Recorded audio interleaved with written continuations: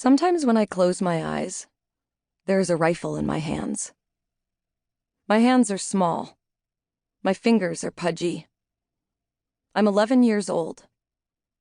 There's nothing special about this particular rifle, nothing to distinguish it from any other Remington, except that this is the rifle that killed my mother. In my vision, I am standing over my mother. The rifle is pointing at her chest. Her mouth is open, and her eyes are closed. Her chest is red. My father runs into the front hallway. "Rachel!" he screams when he sees me. He drops to his knees, gathers my mother in his arms, looks up at me, his expression an unfamiliar jumble of shock and horror.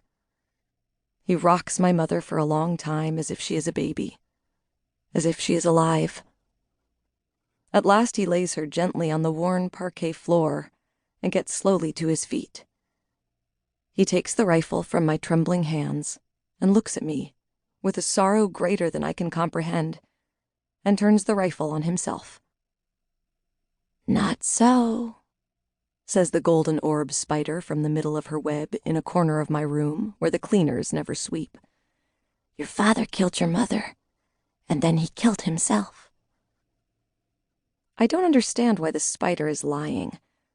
Spiders normally tell the truth. How do you know? I can't resist asking. She wasn't there when my parents died. I was. The spider regards me solemnly from 8 shiny eyes. "I know," she says.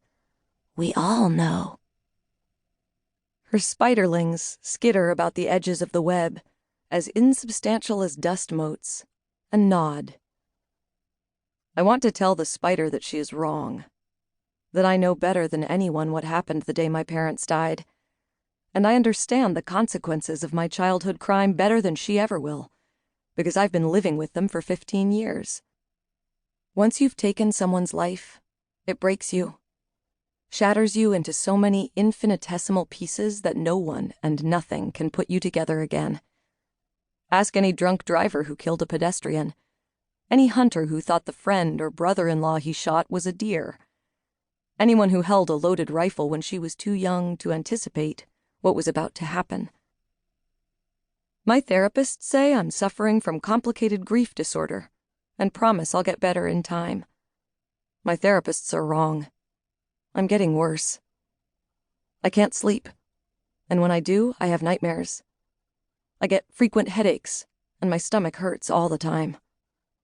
I used to think constantly about killing myself, until I realized that living in a mental hospital for the rest of my life is the greater punishment. I eat, I sleep, I read, I watch TV, I go outside.